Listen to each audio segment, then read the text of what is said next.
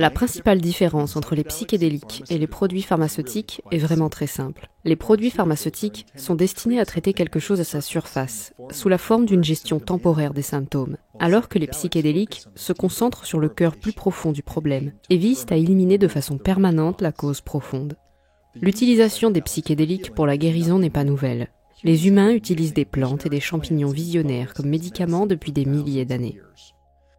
Nous en voyons des exemples aux quatre coins du globe, de l'Égypte ancienne aux Aztèques, en passant par l'Antiquité grecque. Il existe même une théorie croissante selon laquelle l'Homo sapiens a développé un plus gros cerveau et un niveau de conscience plus élevé parce qu'il a consommé des champignons à psilocybine pendant des centaines de générations.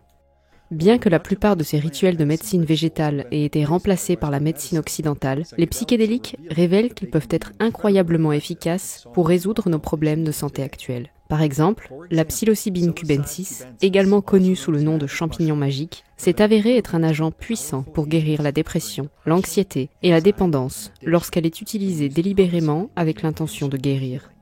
Depuis les années 1960, la psilocybine est largement considérée comme une drogue de fête, utilisée par les jeunes lors des festivals de musique et des cercles de tambours hippies. C'est cette stigmatisation qui a fait que les champignons et la plupart des autres psychédéliques ont été classés dans la catégorie des drogues hautement illégales les plus dangereuses, dont la possession est un crime en vertu de la loi fédérale et peut vous valoir 20 ans de prison. Ainsi, au cours des 60 dernières années, les bienfaits médicinaux des champignons n'ont pas été pris en compte et ont été remplacés par l'essor des grandes sociétés pharmaceutiques qui ont profité d'une population perpétuellement malade. Mais les choses changent, et heureusement, la science ouvre la porte à la recherche psychédélique et à de nouvelles possibilités. Après des décennies de stigmatisation et de résistance, le fossé entre l'esprit et la science se referme. Mais avant de considérer les psychédéliques comme le remède universel aux troubles mentaux, nous devons d'abord comprendre pourquoi ils fonctionnent. Les chercheurs ont découvert que les psychédéliques offrent aux patients la possibilité de s'auto-guérir, en le libérant des limites de sa vision de la réalité et en permettant à la sagesse et à la compréhension de pénétrer dans sa conscience. Avec cette nouvelle conscience, leurs perspectives changent et ils en viennent à voir la source de leur dépression et de leurs problèmes d'une nouvelle manière, en allant au cœur de ce qui causait le problème, en apportant la guérison et le pardon à cet endroit et en les libérant de ce problème. Malheureusement, comme beaucoup d'entre nous le savent, notre système de santé est une industrie comme une autre. Un patient guéri est un client perdu, et cela nous ramène au point de départ. Les psychédéliques sont si efficaces pour traiter les problèmes de santé mentale qu'ils sont mauvais pour les affaires. Une seule expérience avec un champignon peut changer la vie de quelqu'un pour toujours, ce qui est formidable pour le patient, mais ne fait rien pour rapporter de l'argent aux compagnies pharmaceutiques. Peu importe les obstacles qui se dressent sur notre chemin, il est important que nous explorions les états de conscience alternatifs. Il existe un vaste royaume d'amour et de compréhension au-delà de cette réalité de troisième dimension. Si nous voulons savoir comment réparer le monde, nous devons d'abord comprendre comment nous réparer nous-mêmes. Einstein a dit qu'aucun problème ne peut être résolu à partir du même niveau de conscience qu'il a créé. Le reste de l'épisode d'aujourd'hui est tiré de la série originale de Gaïa, Psychédélica. Cette présentation va plonger dans la sphère des champignons à psilocybine. Comment pouvons-nous les utiliser de manière sûre et responsable? Quel message tente-t-il de nous envoyer? Pourrait-il être la solution que notre espèce recherche? Asseyez-vous et profitez de cette présentation éclairante. La psilocybine, la magie des champignons. L'histoire de la psilocybine, communément appelée champignon magique, est longue et controversée. À cause d'Hollywood, des films Disney et du bouche à oreille, les champignons psychédéliques ont acquis une sérieuse réputation. Sont-ils des drogues? Sont-ils des médicaments? Sont-ils sans danger? Sont-ils les clés du paradis ou de l'enfer? Mettons les rumeurs de côté et examinons ce que nous savons à ce jour. Il a été suggéré que les champignons à psilocybine poussaient le plus souvent dans les excréments du bétail, et que ces animaux étaient vénérés et suivis par de nombreux humains et religions depuis des milliers d'années. Il est peu probable que nos ancêtres aient négligé ces champignons et ignoré l'expérience de leurs effets psychotropes. Quel est exactement le monde mystérieux de l'expérience des champignons magiques? Que nous montrent les dernières recherches scientifiques? Quelles sont les utilisations les plus avant-gardistes et les plus culturelles de ces champignons? Et que pourrait-il essayer de nous apprendre? Selon certaines hypothèses, ces êtres étranges seraient antérieurs à la race humaine. Ils pourraient être capables de survivre à des voyages spatiaux intergalactiques, et même à une entrée volatile dans l'atmosphère terrestre, flottant depuis des distances inconnues jusqu'à notre planète, notre espèce et nos esprits. Les espèces de champignons sont plus nombreuses que les espèces végétales, et leur mycélium se répand loin sous la Terre pour se connecter, communiquer et intégrer un réseau fractal à travers de nombreuses formes de vie. Terence McKenna a écrit du point de vue du champignon dans le livre « La psilocybine, le guide du cultivateur de champignons magiques ». Je suis vieux, plus vieux qu'on ne le pense dans votre espèce, qui est elle-même 50 fois plus vieille que votre histoire. Bien que je sois sur Terre depuis des siècles, je viens des étoiles. Ma maison n'est pas une planète unique, car de nombreux mondes dispersés dans le disque brillant de la galaxie présentent des conditions qui permettent à mes spores de vivre. Son frère, l'ethnobotaniste Dennis McKenna, retrace l'utilisation historique de ces mystérieuses spores. Les champignons étaient utilisés au Mexique, les champignons psilocybines, par les Aztèques, les Mayas et probablement les Mazatèques et même les cultures plus anciennes. C'est donc là que se trouve l'épicentre de l'utilisation de la psilocybine cubensis qui pousse sur les bousses de vache et qui est un champignon mondialement répandu. On le trouve à peu près dans tous les pâturages dans les tropiques, là où il y a du bétail. Ils doivent donc exister depuis des millions d'années, ou plusieurs centaines de milliers d'années, probablement à proximité des civilisations humaines, des tribus nomades si elles ont du bétail. Mais nous savons aussi qu'il y a des preuves de leur utilisation en Europe, et probablement en Amérique du Sud, peut-être en Afrique, peut-être en Asie. Alors depuis combien de temps sont-ils utilisés? Il n'y a aucun moyen de le savoir, mais j'aime à penser qu'ils sont utilisés depuis très longtemps. Parce que la plupart des psychédéliques classiques nécessitent une intervention humaine, les champignons à psilocybine ont probablement été les premiers psychédéliques à être découverts, car ils poussaient n'importe où dans les tropiques ou les climats subtropicaux, et apparaissaient dans les excréments de grands animaux comme des vaches. Ils pouvaient mesurer jusqu'à 30 cm de haut, avec un chapeau de la taille d'une assiette.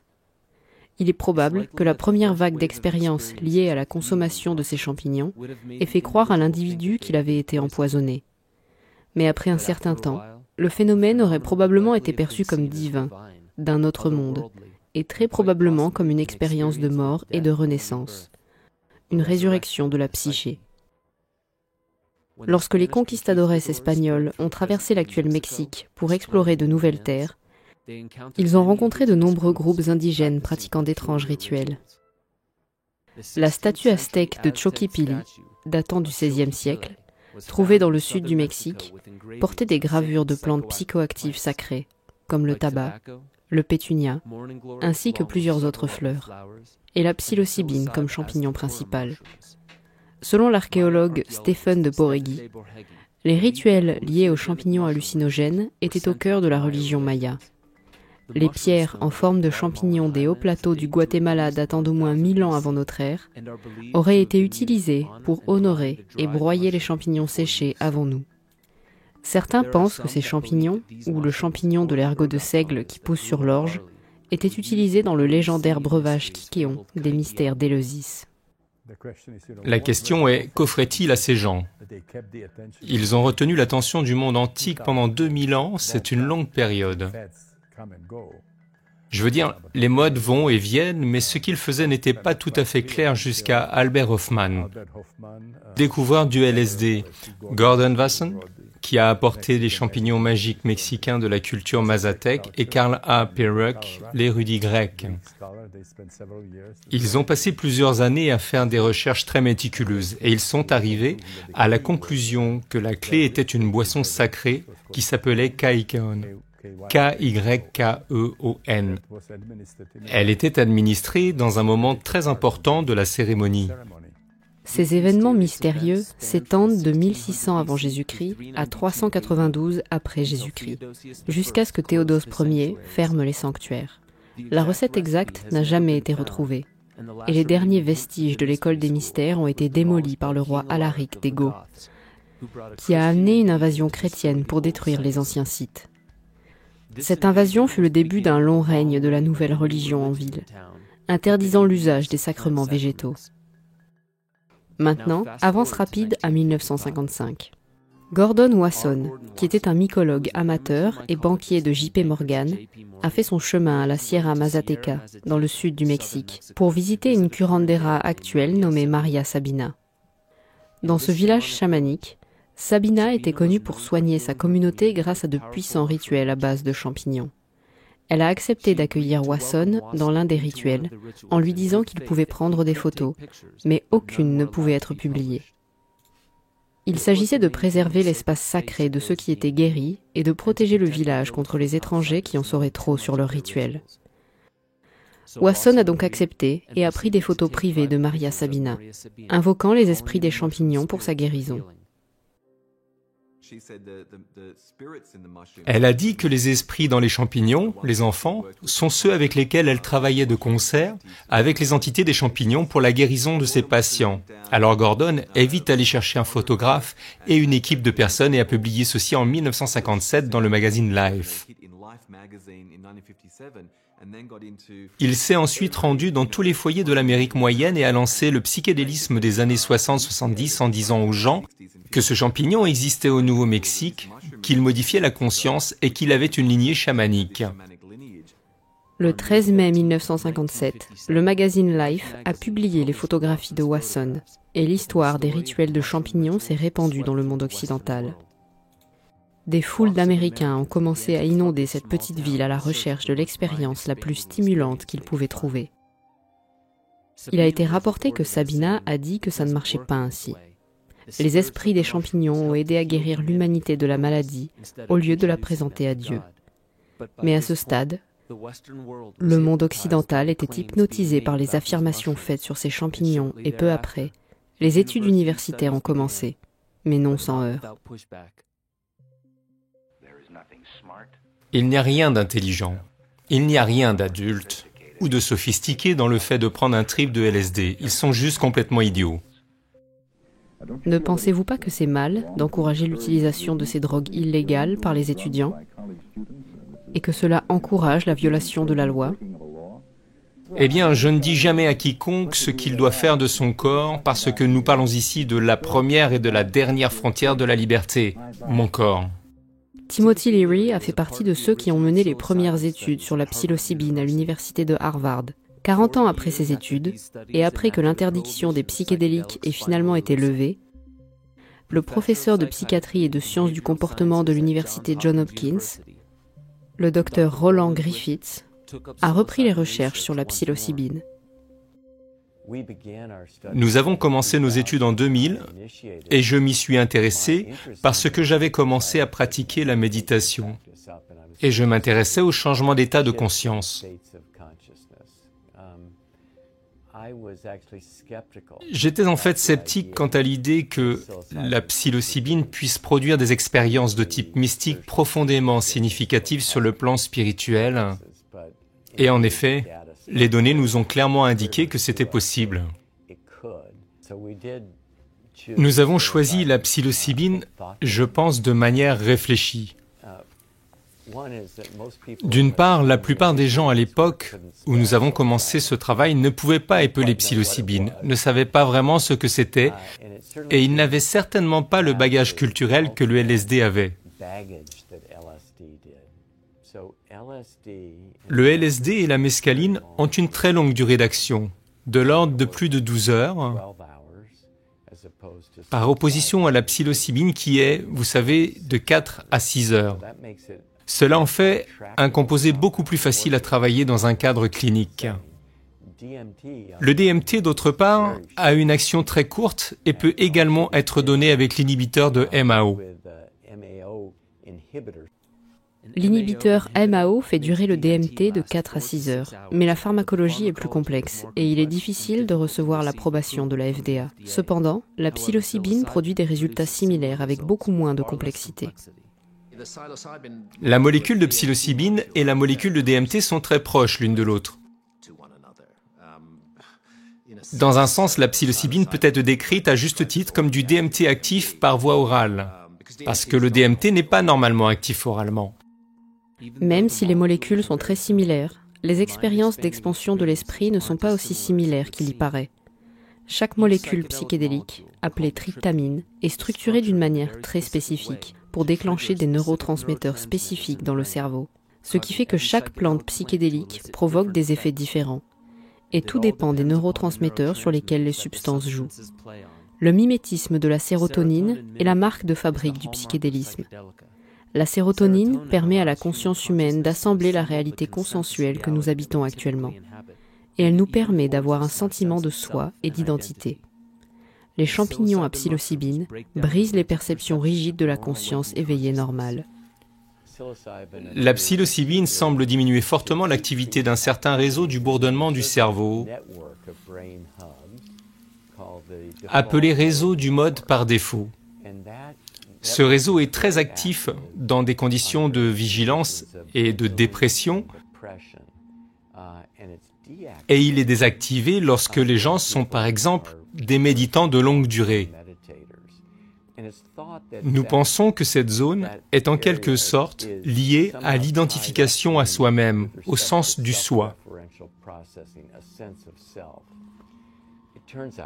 Il s'avère que la psilocybine diminue le mode de fonctionnement par défaut, de la même manière que la méditation diminue l'activité de ce centre du cerveau. Ce centre du cerveau est activé dans la dépression, ce qui pourrait expliquer les effets antidépresseurs de la psilocybine. Le fait que l'imagerie cérébrale montre maintenant des résultats similaires entre les avantages de la psilocybine et de la méditation n'a pas seulement confirmé ce que Timothy Leary, Richard Alpert et Ralph Metzner cherchaient dans les études originales de Harvard, il semble également correspondre aux propriétés de guérison des anciennes tribus chamaniques. Les expériences rencontrées lors du trip à la psilocybine sont considérées par les adultes spirituels comme de simples aperçus des domaines supérieurs. Elles ne sont pas nécessaires pour y parvenir, et si elles sont pratiquées de manière irresponsable, elles atrophient nos facultés intérieures qui nous permettent d'atteindre ces états sans les substances. Ainsi, l'utilisation judicieuse des psychédéliques est considérée par beaucoup comme un simple rappel que ces états existent, que la guérison intérieure est possible et que la conscience humaine n'est pas statique, mais un phénomène en constante évolution. Par conséquent, les méditants de longue date et les volontaires à la psilocybine à Johns Hopkins puisent dans leur propre neurologie et perturbent l'identité intérieure qui ne va pas bien. Comment la déstabilisation du sentiment de soi peut être utile à la guérison ? Est-ce parce que la maladie humaine réside dans nos croyances sur nous-mêmes et sur la façon dont nous nous insérons dans le monde qui nous entoure ? Pourquoi les mêmes effets sont-ils observés chez les méditants à long terme ?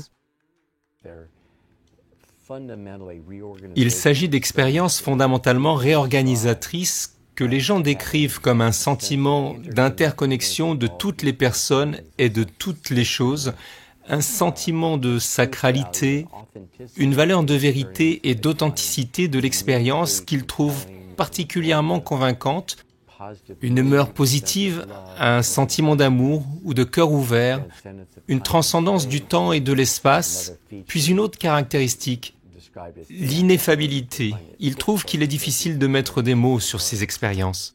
Qu'elle soit causée par une substance psychédélique, l'acte de méditation, ou qu'elle soit causée spontanément, se rappeler des expériences de type mystique en mots semble pâle, en comparaison avec le sens sous-jacent. Cependant, que l'expérience elle-même puisse être décrite ou non, il a été découvert que les champignons à psilocybine peuvent aider à résoudre un certain nombre de problèmes de santé de niveau épidémique dans le monde moderne. Le spectre des effets thérapeutiques est large. Vous savez, l'anxiété des patients en phase terminale, l'anxiété existentielle pour les personnes en fin de vie, le syndrome de stress post-traumatique. C'est prometteur pour les addictions. Il y a eu des travaux spectaculaires sur la psilocybine et le sevrage tabagique, ce qui est un peu inattendu, mais c'est très efficace pour le sevrage tabagique. La dépression en est une autre. Les protocoles de la FDA ont évolué là-dessus et la psilocybine peut avoir un effet thérapeutique.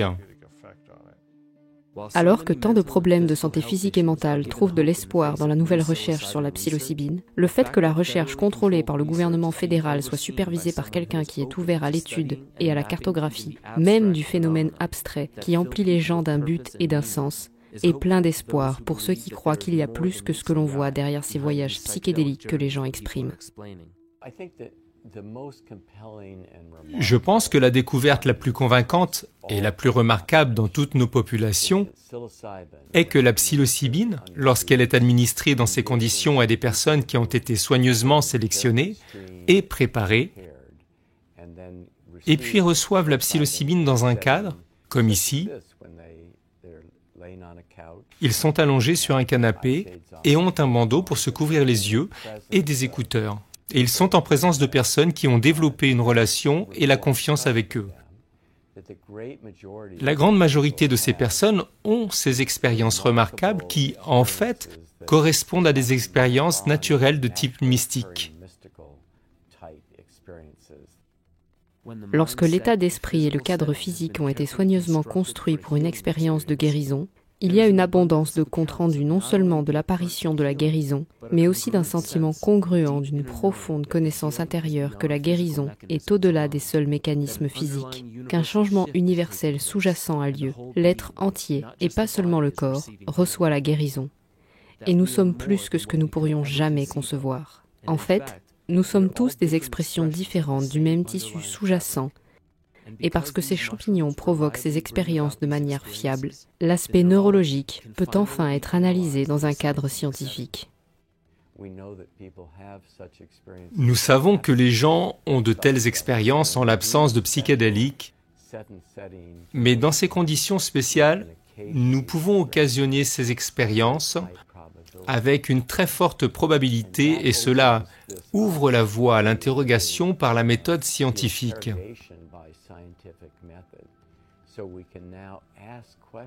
Donc nous pouvons maintenant poser des questions sur la nature de ces expériences et les changements profonds qui, jusqu'à présent, ne pouvaient pas être posés parce que nous ne comprenions pas quel processus ou quelles conditions optimisent la probabilité de ces expériences. La technologie scientifique ayant considérablement progressé depuis les études de Harvard en 1960, les effets de la psilocybine sur le cerveau sont beaucoup mieux compris aujourd'hui, avec la déstabilisation du réseau de mode par défaut dans le cerveau, entraînant un changement radical de la communication interneuronale. Nous avons un aperçu des fonctions du cerveau qui sont à l'origine de traumatismes dans le corps. La plupart des maladies physiologiques qui ont été conditionnées en nous sont considérées comme une communication malsaine entre les régions du cerveau. Lorsque quelqu'un a la possibilité de voir sa vie, ses croyances, son monde et les interactions entre eux dans une perspective nouvelle et impartiale, comme le font souvent les psychédéliques, il semble que l'intelligence innée de l'être humain puisse identifier l'erreur de communication et ramener les processus neurochimiques en équilibre, alors que la plupart des médicaments pharmaceutiques ne s'attachent qu'aux symptômes et la plupart du temps ne font que les masquer. On constate que la psilocybine s'attaque à la source de ces symptômes, provoquant un effet d'entraînement durable dans tous les domaines de la vie. Je pense que la caractéristique la plus intéressante n'est pas que ces drogues produisent ces effets marquants et aigus, mais que ces effets sont mémorisés et ils deviennent des points d'attribution pour lesquels les gens disent « Vous savez, je me souviens de cette expérience tous les jours. Ma vie a changé grâce à elle. Mes attitudes ont changé à cause d'elle. » Nous n'avons vraiment, à ce stade, que le plus faible soupçon de quel type de réseau, quel type de processus cérébral sont modifiés, quels sont exactement les réseaux impliqués et comment ils interagissent est encore largement un mystère pour nous. Peut-être que la science est encore incapable de cartographier définitivement la base neurologique de la psilocybine, mais de nouvelles avancées sont constatées dans notre compréhension des effets de ces champignons sur le cerveau. Pendant ce temps, pour parvenir à la transformation de l'esprit et aux expériences de vie qu'ils permettent, les gens ont été laissés à des méthodes secrètes pour mettre la main sur eux, gardant en vie ce vieux sacrement et son utilisation chamanique dans les caves et les souterrains. Les champignons recolonisent le monde en ce moment, un sous-sol à la fois. Beaucoup de gens cultivent ce médicament, l'utilisent avec une intention sacrée et n'en parlent pas beaucoup. C'est une expérience très personnelle pour eux. Les gens cultivent les champignons à la fois pour de grandes expériences spirituelles transpersonnelles. Mais les gens cultivent aussi principalement ce médicament pour le microdosage et utilisent des doses incroyablement faibles de psilocybine assez régulièrement pour le traitement de la dépression et de l'anxiété pour fournir un peu plus d'énergie que ce qu'ils auraient normalement. Le microdosage de plantes psychédéliques a été popularisé principalement par le Dr James Fadiman, qui après 40 ans d'expérience a appelé cette dose presque imperceptible une quantité permettant de résoudre les problèmes, alors que les doses modérées sont efficaces pour la thérapie et des doses élevées pour la spiritualité. Et à cause de cela, le phénomène s'est récemment retrouvé dans des endroits improbables, comme dans les bureaux de la Silicon Valley ou d'autres professions analytiques. Beaucoup d'ingénieurs en logiciel, moi y compris, ont tendance à être victimes de la pensée contrainte. Nous pensons très logiquement et analytiquement, du style « c'est comme ça et pas autrement ». Vous savez, vous commencez à voir le code partout. Mais les psychédéliques prennent tous ces mécanismes et les mettent en pièces. Vous vous retrouvez à vous dire « oh mon Dieu, je ne sais plus vraiment ce que je sais en fait ». Et cela peut être vraiment difficile et vraiment étonnant. Avec l'ingénierie, la tendance est de rester bloqué sur un problème. Vous savez, peut-être que c'est une solution d'ingénierie, impossible de penser à quoi que ce soit d'autre. Alors je m'assieds dessus et puis soudain, je peux presque voir le problème sur lequel je travaille en 3 dimensions. Vous voyez ce que je veux dire? Comme si mes yeux étaient fermés ou autre, et je le vois d'une nouvelle façon. Le dosage est le moyen le plus sûr de changer radicalement les effets obtenus avec les champignons psychédéliques. Terence McKenna est connu pour avoir catégorisé ce qu'il appelle la dose héroïque, à 5 ou parfois 5,5 grammes. Pour la plupart des gens, il s'agit d'une quantité suffisante pour provoquer une expérience spirituelle. Le psychologue et auteur Rick Strassman, en dehors de ses célèbres recherches sur le DMT, a également administré de la psilocybine à des volontaires dans une étude moins connue. Les types de doses de psilocybine, qui sont maintenant appelées élevées, étaient juste à peine au seuil psychédélique chez nos volontaires. Notre dernière grande dose de psilocybine, si nous avions poursuivi les études, aurait été 2 fois plus élevée que ce qui est considéré comme une dose élevée maintenant. Donc c'est la principale conclusion. Nous avons juste poussé la dose plus que quiconque ne l'a jamais fait. Les doses dans les études du Dr Strassman étaient supérieures à 8 grammes. C'est presque 2 fois plus que la dose héroïque de Terence McKenna. Maintenant, nous savons que la probabilité d'avoir des expériences marquantes augmente en fonction de la dose. Mais la probabilité d'avoir des expériences difficiles augmente également en fonction de la dose. Je devrais dire que très souvent, ce sont ces expériences profondément inconfortables qui fournissent une fenêtre d'opportunité à travers laquelle, si des gens la comprennent et passent à travers, s'ouvriront à des expériences plus grandes. Ainsi, très souvent, les expériences que les gens décriront par la suite comme ayant été difficiles sont parmi les plus intéressantes et les plus significatives. Le traumatisme est généralement profondément inconfortable au moment où il survient, car il s'agit d'une expérience trop intense ou complexe pour être traitée en une seule fois. La mémoire est donc stockée dans la neurologie et les tissus du corps, attendant un moment pour refaire surface et continuer à être traitée, afin qu'elle puisse finalement être abandonnée. C'est peut-être pour cela que ces doses plus importantes sont utiles. Elles déstabilisent les processus habituels du cerveau, qui servent probablement à distraire et à supprimer les traumatismes et les aspects indésirables de la psyché. Mais une fois que cette accoutumance neuronale est déstabilisée, L'intelligence de guérison naturelle de l'être humain passe en mode nettoyage et les vieilles blessures sont traitées. Mais qu'est-ce qui se passe au-delà de ces choses? Il y a des témoignages de Kilindi Iyi, un instructeur d'arts martiaux et mycologue, qui prend régulièrement plus de 30 grammes en une fois, soit 6 fois la dose héroïque. L'expérience, comme il l'a publiquement noté, est au-delà du langage, au-delà des 5 sens, et profondément ancrée dans un monde de symbolisme et de forces primitives qui oblitèrent les concepts de l'espace-temps. À ces doses astronomiques, il a mentionné que le décor et le cadre ont moins d'impact sur le voyage à venir. Les doses plus élevées deviennent moins thérapeutiques et beaucoup plus mystiques. L'expérience mystique peut être profondément transformatrice. Cependant, l'expérience d'une telle intensité peut également être traumatisante pour les personnes non formées ou non initiées, ce qui va à l'encontre de l'objectif des doses thérapeutiques. Dans la hiérarchie des besoins de Maslow, le sentiment de sécurité vient juste après la nourriture, l'eau, la chaleur et le repos. Et vous pouvez être sûr que la plupart de ces besoins ne seront pas satisfaits par des doses plus élevées de psilocybine. Un enfant qui entre dans ce monde s'accroche instantanément à la prévisibilité et aux sources de sécurité et de subsistance que sont ses parents, son environnement et sa culture. Tout ce qui est différent provoque l'anxiété, la peur et finalement le traumatisme. Les champignons à psilocybine, même à des doses modérées de 3 à 4 grammes, tendent à dissoudre notre emprise sur ces besoins. 5 à 8 grammes repoussent cette limite jusqu'à la limite du consensus de ce qui est tolérable par la santé mentale. Certains pensent que rien de valable ne se trouve au-delà de cette limite, que rien de ce qui est là-bas ne peut être ramené ici et avoir un sens. Mais comme nous le voyons avec les psychonautes du DMT, ou certains initiés des écoles des mystères comme Éleusis, repousser les limites est le nom du jeu. S'aventurer là où personne n'est allé avant est né dans la nature même de certains chercheurs.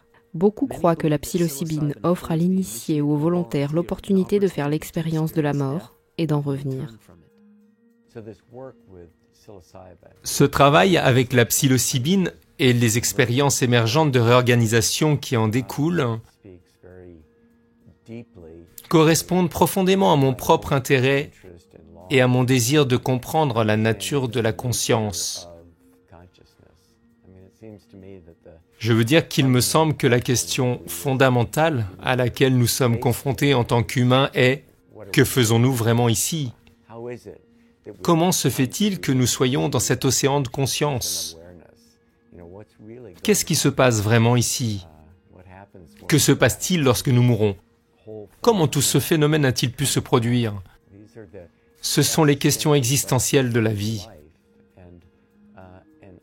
Et personnellement, je ne peux pas penser à quelque chose de plus intéressant et intrigant. Je pense que la psilocybine et le travail avec ses composés fournit une porte unique pour l'exploration de ce genre d'expériences. Alors que la science se projette dans le futur, avec de nouvelles technologies pour étudier les anciennes méthodologies de guérison et de transformation spirituelle, sommes-nous enfin sur le point de comprendre ces substances psychédéliques et leurs effets uniques sur la conscience humaine et la neurochimie? Si la psilocybine est le plus ancien psychédélique classique, avec une utilisation chamanique répandue, peut-être sommes-nous au milieu d'un renouveau des anciens mystères d'Éleusis. Et peut-être ces mystères seront-ils enfin décodés et répandus. Une médecine à grande échelle fortement supprimée, diabolisée et incomprise, enfin de retour dans les mains de ceux qui ont l'intention de guérir les maux du monde et de voyager dans l'inconnu. Si vous souhaitez soutenir mon travail pour me permettre de le poursuivre, n'hésitez pas à vous abonner, partager, rediffuser cette vidéo et à faire un don sur Tipeee ou Libérapay, car l'intégralité de mes contenus sont et resteront gratuits. Je ne peux donc pas continuer sans votre soutien. Merci à tous et à très bientôt.